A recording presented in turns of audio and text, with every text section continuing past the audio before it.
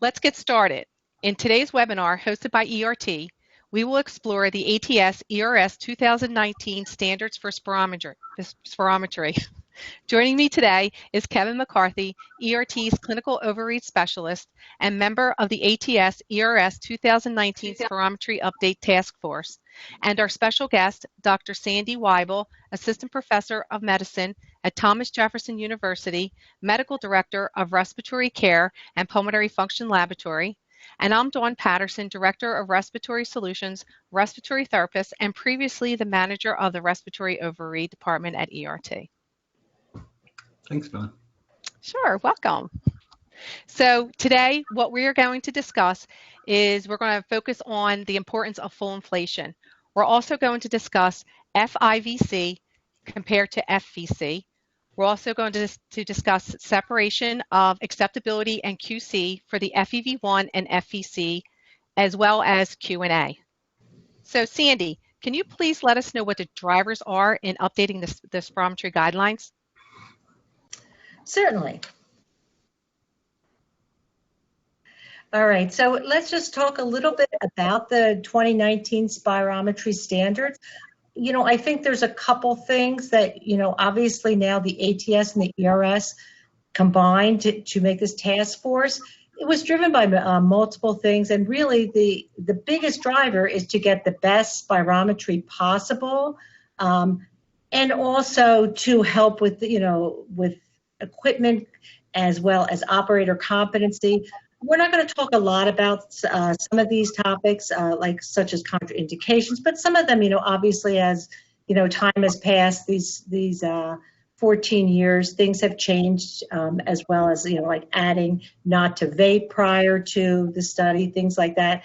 Also, operator training and how to keep up their competency. These are people who should be well trained and continue to do spirometry on a frequent basis.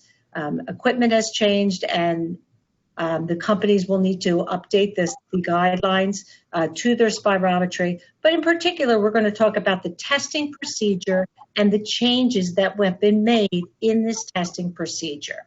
And we'll go over each individual part to it, but between the expiratory and end of expiratory, and we'll show you this to you, and also look how it affects acceptability criteria as well as QC. And we're fortunate today to have Kevin McCarthy, who was a member of this committee, to go over some of this stuff with us. Right, so this table kind of shows what some of the important changes are, and keep in mind that you could probably talk all day about the 2019 spirometry standards, and that's not our intention. We want to really highlight some important things, and this is a good way to start. Looking at, keep in mind, one of the important changes was the rating of acceptability for FVC and FEV1 have now been split. That is, it's you can have an effort with an acceptable FEV1 and a terrible FVC, an unacceptable FVC, and vice versa. So let's dive in. Back extrapolated volume was changed a little bit from the standards as written 14 years ago, in as much as the absolute volume that's allowed is now 100 ml instead of 150 ml. It's still limited at 5% of the FVC for that effort. So this change in the absolute volume, keep in mind the standard says must be no greater than 100 ml or 5% of the FVC, whichever is larger. This change is likely more to impact our pediatric patients or those with small lungs. The next addition to the standards, and this is really sort of a recommendation, it's not really an acceptability criteria yet, but to kind of ensure that the forced exhalation was done with an explosive start of test, many people have been using rise time to peak flow in the past, and we really didn't have any good data to back it up. But we did find a paper that looked at the rise time from 10 to 90% of peak flow. This kind of excludes the first 10% of the rise in peak and the last 10%. So it's less variable than rise time is. And now we have data that says this really should be under 150 milliseconds. Now, the last row in the FEV1 table, I'm going to hold off on for just a second and move on to the FVC, because both FVC and FEV1 acceptability both carry that same final test there, shown in the row 3.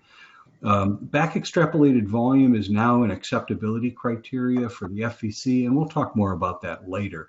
But I think the really important change for FVC has to do with looking at what was previously called end of test, now called end of forced exhalation.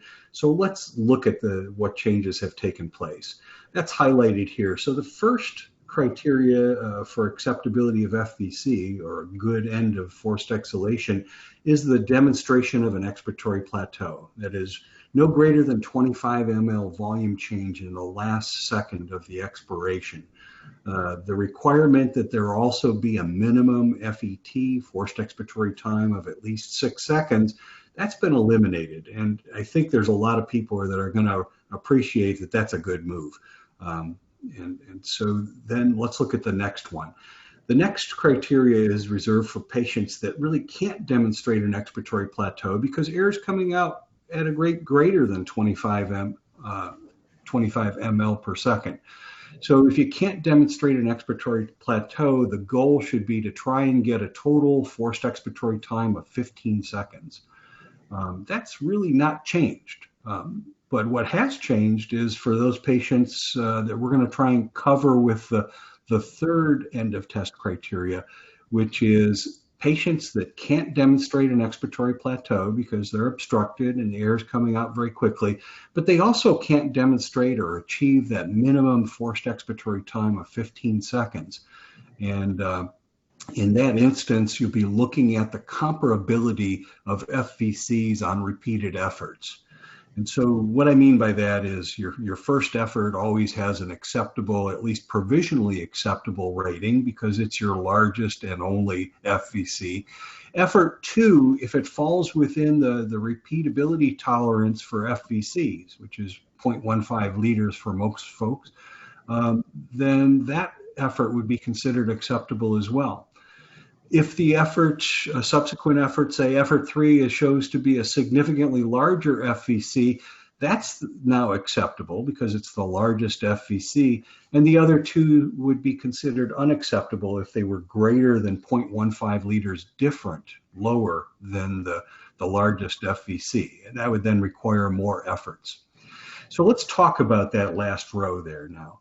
It was felt amongst all the task force members that it's important that forced exhalations start from full inflation. And to that end, there's going to be a comparison in addition to the procedure where on the next slide we're going to show it to you, and a comparison that'll help us objectively verify whether the forced exhalation started from full inflation or not.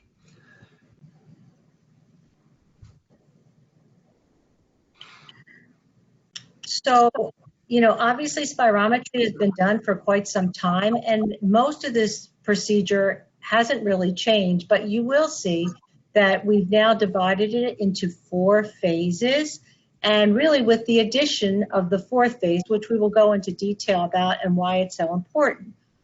But in the performance of spirometry, it still starts with the patient taking tidal breaths and then being coached to a maximal inflation, which is the first phase. Obviously, this was a very important phase because, as you'll see, if you don't fully inflate, then your expiratory volume is going to be reduced. Phase 2 then is the start of forced exhalation, as always, as forceful and as rapidly as they can, and we'll look into more details into each of these phases. And then phase 3, which is the end of forced exhalation, which used to be called end of test. But it isn't the end of the test anymore because now there's the 4th phase. And the 4th phase is then a rapid inspiration back to full inflation. And this is very useful to see if the test is acceptable or not. This phase is called the FIVC, or the forced inspiratory vital capacity. Wonderful, great. Okay, so let's go through each phase individually. So let's talk about the first phase. So we're looking at the first phase. What exactly are we doing here? Who are we looking at? So the first phase, as Sandy said, really is unchanged. It's always said in the standards the forced exhalation should start from full inflation, but there was really no guidance given as to how do you know that? How do you know you're at full inflation? And so it's that addition of the fourth phase that's going to help us with that. But this first phase, there's an emphasis on coaching the subject to full inflation, and to do that well, you got to choose your words carefully. Avoid using, I want you to take in a deep breath. You want to say, I want you to take in the deepest breath you possibly can. You really want to stress that to the subject.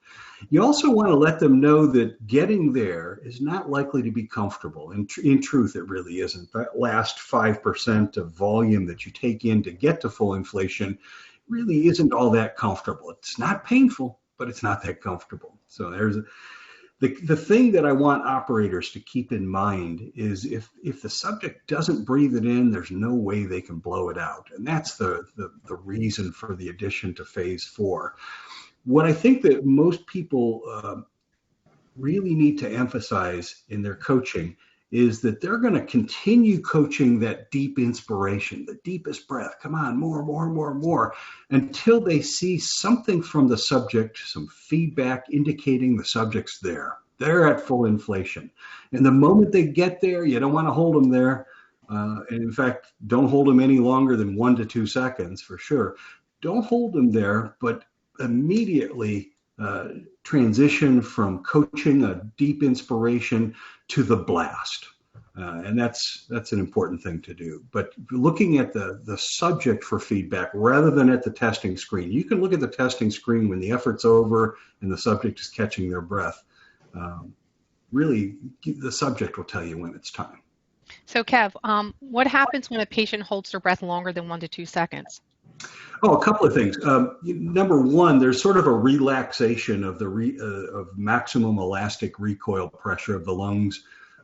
That's a minor reason in my book. It's important enough to enter into the standards as saying don't hold them longer than 1 to 2 seconds. But even holding for 1 to 2 seconds may not be necessary. In my mind, it's not. As soon as you get feedback, give the command to blast. If you hold them there for even 1 to 2 seconds, you're more likely to have some air leak out with less than maximal force. That's our definition of extrapolated volume. So a higher incidence of poor start of test if you do that, if you hold them. Thanks, Kev. Okay, let's move on to phase 2.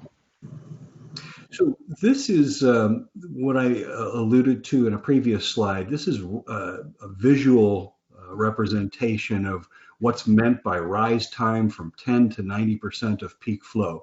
So if we're looking at flow plotted against time, and the time is this only goes to 1/3 of a second here, highlighting how rapidly this occurs, we're going to ignore the first 10% of that increase in flow and the last 10% of the increase in flow. And rise time 10 to 90 tells you just that. How long did it take to get that middle 80% of the rise to the maximum peak flow? And that should be less than 150 milliseconds. The other standard, extrapolated volume, that's changed just a little bit. It's still no more than 5% of the FVC, but it also, the absolute volume that you want to consider to be the maximum is now 100 ml or 0.100 liters. That's reduced from 0.15 liters where it previously was in the standards. Still no more than 5% though. Okay. All right, let's move on to phase 3, end of forced exhalation. Sandy? Yeah, so again, obviously the new name for it, the end of forced exhalation, versus end of test. This is a very interesting change because I think that of all the changes, this actually in some ways makes more tests acceptable, where the concern is you're just trying to make it harder and harder to get an acceptable test. But in some ways, this actually makes more tests acceptable. And why is that? Well, first of all, we always had the demonstration of an expiratory plateau, which was really that there was minimal change in volume over the second, right? And It was also, though, coupled with a time, which was 6 seconds. So you needed both. If you didn't have both, then it wasn't considered acceptable. So the big difference in this is that really now we've gotten rid of that 6 seconds. And why did we do this? Well, if you read the ATS standards, you can see that they surveyed patients, and this was one point where the patients really, I don't want to say had dissatisfaction, but found it very difficult. This is in particularly two groups of people. The first group is in normal patients who can exhale and really get to their forced vital capacity in less than 6 seconds. So because they have normal lungs, they're able to get all the air out quite quickly. The second group is the patients with interstitial lung disease or restrictive lung disease, in particular interstitial lung disease, where they have increased elastic recoil, and so the air gets out quicker, and they again come to plateau and have all the air out in quicker than 6 seconds. So that's one group. The second group is if there is no plateau, then we look to see is the expiratory time greater than 15 seconds? Well, who are we really talking about here? Well, these are the patients with obstructive disease, who have airways resistance problems, who it takes much longer for all the air to get out. And so if there isn't a plateau, then it's still considered acceptable if they go for more than 15 seconds. And the third part is if there is repeatability between FVC maneuvers. Always the first one, there's nothing to compare it against, will always be acceptable unless several after that are actually that it's not within repeatability of additional efforts. Okay, so the next phase is the new phase that the ATS ERS committee instituted. And once the subject has reached full exhalation, the next phase is they take a deep breath in. And this is something that the technicians don't often coach because the subject automatically just wants to pull the mouthpiece out of their mouth. Right. I think it's going to require some good pre-test instructions, letting them know what they're going to feel during the different phases of the maneuver. I found often helpful. Letting them know, for example, it's not comfortable to get to full inflation, but we won't hold you there long. And likewise, letting them know ahead of time that they really don't want to pull that mouthpiece out. That if at any point, even if they're being coached to continue blowing, that they stay on the mouthpiece when they reach the point where they feel like they can't continue, and instead of taking the mouthpiece out, rapidly inspire to full inflation. And then it requires the operator to shift gears pretty quickly from blow, blow, blow, a little more, little more, little more. Now deep breath in, deep, deep, deep, deep, deep. Because that second deep inspiration needs to be coached just as vigorously as the first one did. And here's why. This slide shows the comparison that's going to be done after each effort to sort of help us objectively identify efforts that did or did not start from full inflation. And the comparison is this: the FIVC for that effort, from that we're going to subtract the FVC, and the difference should be no more than 100 ml or a tenth of a liter, or 5% of the reported FVC for that effort, whichever is greater.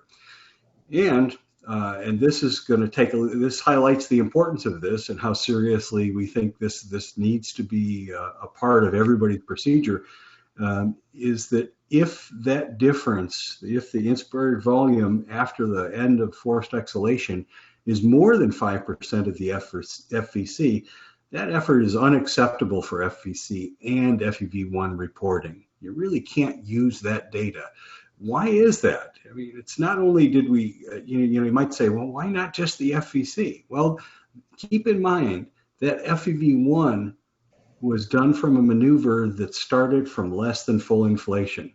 And that's the first criteria. That's the first step. And if you don't get to full inflation, then everything else you do, even if you do it perfectly, is really not data that we want. It doesn't reflect what we should be measuring, which is what can that patient do when they're at full inflation.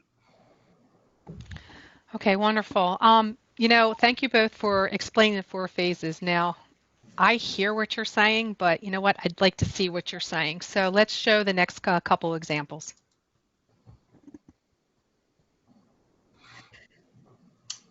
Okay, so let's look at this, first testing. You can see that, just by looking at it, it looks like you have 3 very good efforts. And if you look and compare, the FVCs are very reproducible. And you look at the FVC, the inspired FVC, you can see that in all 3 of these efforts, they're within 0.1 mLs or within 5% of the FVC. So, like for instance, the first one is 0.14, which is more than 100 mLs, but it is 4.5%, so it's less than the 5%. So all 3 of these efforts are acceptable. As you can see, they took a nice deep breath in and had the maximum forced vital capacity.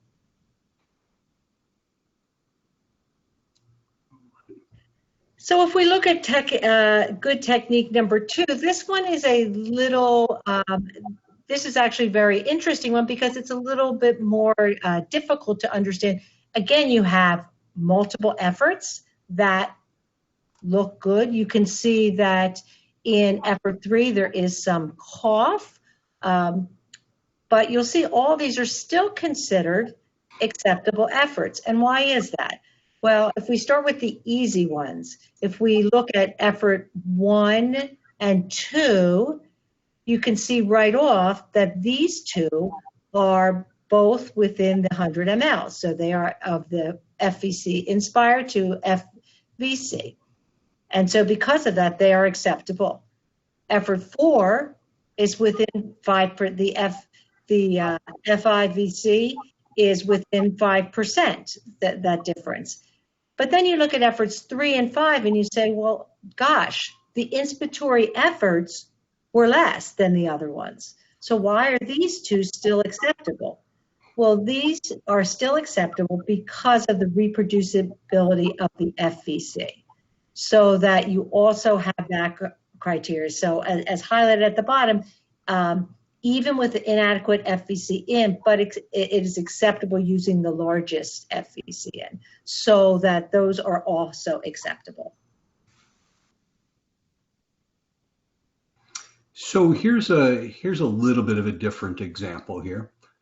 Here we have 3 what looks like pretty good efforts. If we look at the first row, we see that the FVC for efforts 1 and 3 were repeatable.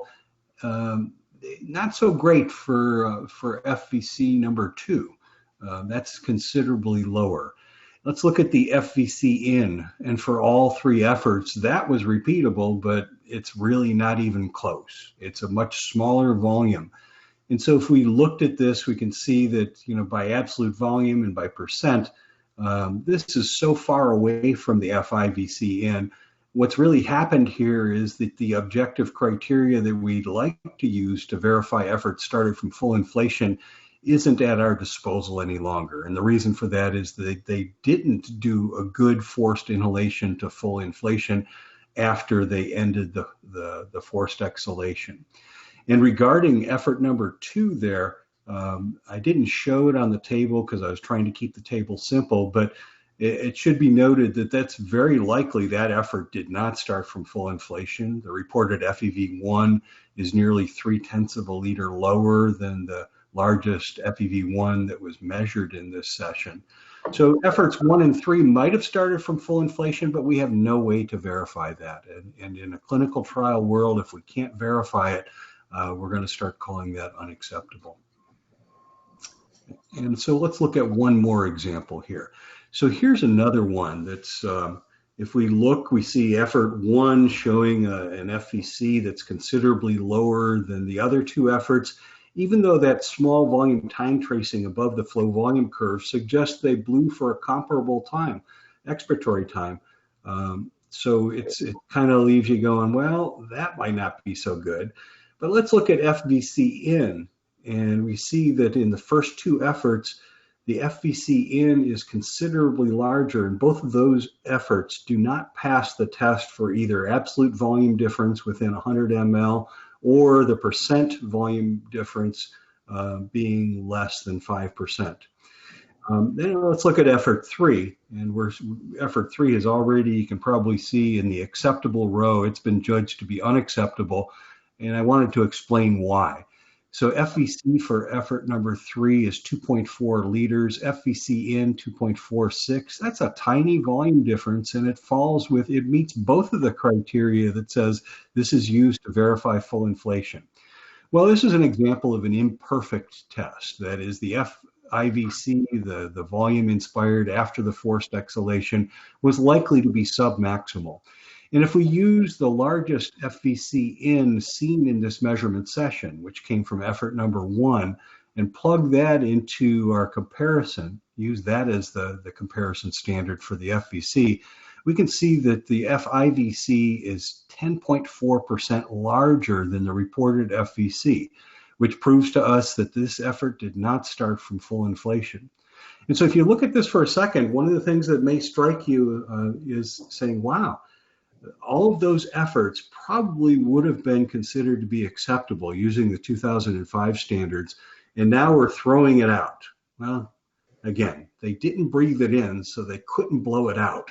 And so what we wanted to see was an effort that started from full inflation. And we don't care how good your start or end of test is. If it didn't start from full inflation, it's not likely to be giving us the data that we really want to see.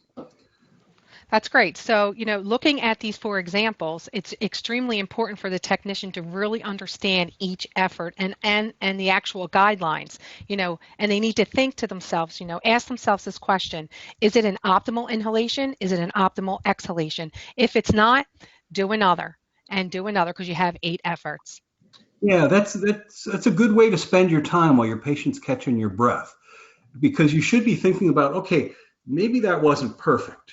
And rarely is a first effort on a spirometry naive patient perfect.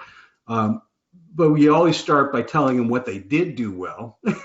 And then you focus your new instructions or coaching on what you know to be the problem. And if the problem was they weren't at full inflation, then you really, really emphasize that in your coaching for the next effort. Right, exactly. And always make comments. Always make comments. Always make them. Okay, so we're going to discuss acceptability and usability for FEV1 and FVC. Right. So one of the things that was highlighted in the new standards was the notion of usable data. And I'd just like to discuss that here for a moment. In the clinical trial world, we're really going to shy away from data that's not acceptable but would be considered usable. And you'll see, and if you look at the standards documents, you'll see tables just like this describing what's required for acceptability, what's required for usability.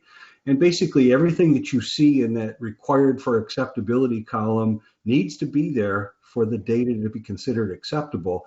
And notice the last entry. It's the comparison that we just reviewed with you folks. You can do everything else perfectly, but if you don't pass that test, no bueno. You gotta move on and say, okay, we gotta focus my instruction and my coaching to get better data for that.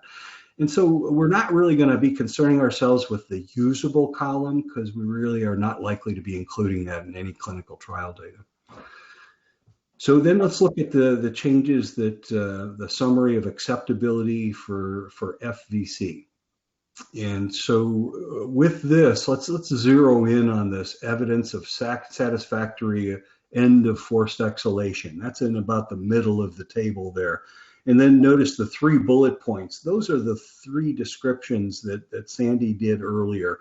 And those 3 things, really, those are the biggest changes in my mind, or some of the biggest changes. When you couple that with phase 4, in my mind, those are the biggest changes. And so this is likely to allow more data to be included in clinical trials because no longer does that patient who's been empty for a couple of seconds, demonstrated a great plateau, but can't get to 6 seconds, we're no longer going to be saying you can't report that. FET greater than or at least 15 seconds is that criteria for those that don't demonstrate expiratory plateau by virtue of airway disease. And then and there's many of those, as we know from previous clinical trials, that just couldn't, they can't demonstrate 15 seconds of forced exhalation. They don't have enough gas in their tank, so to speak. So keeping in mind that many patients we see some pretty sick patients in clinical trials, we're focusing on the repeatability tolerance of the largest FVC, coupled with that evidence that the forced exhalation really did start from full inflation.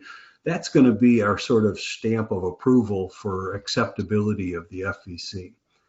Everything else there is pretty standard. Okay, moving on. Okay, yep, absolutely. Okay, the QC grade for each parameter. Yeah, so the other thing that they really brought into the new guidelines is this QC grading for FEV1 and FVC. And you can see it's sort of like, being in school or having a test, right? So it goes from A to F, depending on how well you did on it. And I think it's a better way for people to understand just how good the whole test, the whole testing process was in general. And you can see that A is 3 acceptable maneuvers, and the repeatability is within 150 mLs. And as we go down these, for clinical trials, certainly you want, for the most part, grade A and B, and maybe sometimes grade C will be okay, but that's certainly depending on the trial. But you can see as you go down, you may have less acceptable efforts, and also the repeatability starts to increase as far as the volume. So anywhere it starts at 150 being the very best repeatability, the variability, and then goes up to 250 by grade D. And then E is really just either 1 or 2 acceptable maneuvers, and then greater than 250 mLs in repeatability. To me, E isn't as important either clinical or to clinical trials, but U is the one where I think is the most useful for clinicians and just in diagnosing patients, because they may not meet acceptability, but you can still interpret these tests and gain something about clinical disease from them. And lastly, grade F tells you the most, instead of like all these patients that would say, oh, it doesn't have acceptable maneuvers, this is the patient that really you should not garner really any information from. It really is a not useful test. And Great. So, I think this is a very useful addition, and it will be good when this can be really incorporated into, the reporting. Wonderful, thank you. Okay, Kevin, there's a nice statement in here. Can you explain the statement? Oh, sure. Yeah. It's. I think it was meant to clarify that there are certain situations, and in clinical trials, that's definitely one of them, where you should be considering the standards as minimum criteria, and that you may want to apply different criteria or tighter standards in some settings, particularly research and occupational surveillance. So it's a good way, I think, to think about it. It's like you're always striving for better, always striving to. So you may have met the ATS criteria, but you think you might be able to do better if you just do one more effort. There's really no other way to find out than to do that one more effort, and also highlights the need to sometimes incorporate different practices in different settings. And in clinical research, when you consider what we're doing, which is often not just sort of taking a snapshot of lung health or function at that particular point in time, we're also asking the patient to help us figure some things out about the drug. What is the onset of action of a particular drug, for example? When did peak action kick in? And how long? What's the duration of the action of a particular drug? And if you're doing good spirometry, but you're not at full inflation, the picture that can emerge from that, when you're trying to make that clear, can oftentimes be very confusing, because the data may look good with respect to start of test and end of test, but again, may not be at full inflation, may not have started at full inflation. So it just highlights the different needs for different types of data. And I think that things should be as rigorous as they practically can be in a clinical trial setting. Great, wonderful. Okay, let's talk about incorporating these guidelines into your laboratory. Yeah, I think the first thing that is to familiarize yourself with the standards themselves. So it's dry reading. There's no getting around that. It's chock full of information. And when I was a lab manager and new standards came out, I knew I'd be reading that 3 or 4 times just to make sure that I got everything. And then the next step is to incorporate those changes into the procedure manual that all of your people use as the Bible for this particular procedure. And it forms the framework. That procedure manual then performs the framework for training and competency assessment. And then it also gives you something to sort of frame your in-services around, which is kind of the next step. So you learn it, whoever is responsible for that laboratory, whoever owns it, so to speak, and then you train it. You administer that information to everybody on your staff, and the only way to do that, I think, is with an in-service or a one-on-one, and then that kind of gives you an opportunity to say to the operator, okay, next step is on you. I need you to practice. And take Joe over there, you do a test on him. Joe, when you're done, you do a test on her. And then you kind of go over the rough spots that are inevitably going to occur when you try to adopt a new procedure. That you may have forgotten to vigorously coach that deep inspiration at the end of the forced exhalation, and you may be frustrated by the fact that it was much smaller, but that's going to happen until you get used to it. And what can happen if the procedure is not administered properly, that's going to continue happening until you get good. So get good before you touch your first patient with these new standards. And then lastly, the document does provide some recommendations for manufacturers about standardized operator comments, which I think are long overdue. I think it's a good addition. And I would eventually the manufacturers will come out with these 2019 spirometry updated versions. Until then, take advantage, if you have it, of the manual ability to enter in these standardized comments, and then hold it in service on them. Discuss with your people about when is it appropriate to use this. It tells people that need to know so much more than good effort. Good effort doesn't really tell us much. It's subjective in and of itself, and it doesn't tell you about the problems you encountered during the testing, what you tried to do to get around it, and whether or not you were successful.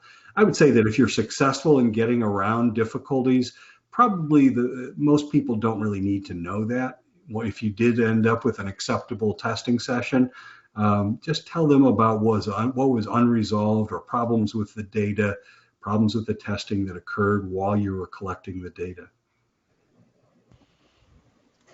And so think of it as sort of the standards are just trying to provide you with a framework. Our goal on the task force was, what can we do to help get better data?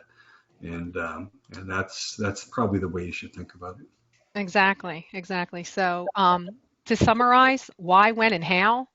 Why the new standards are here to improve the spirometry data.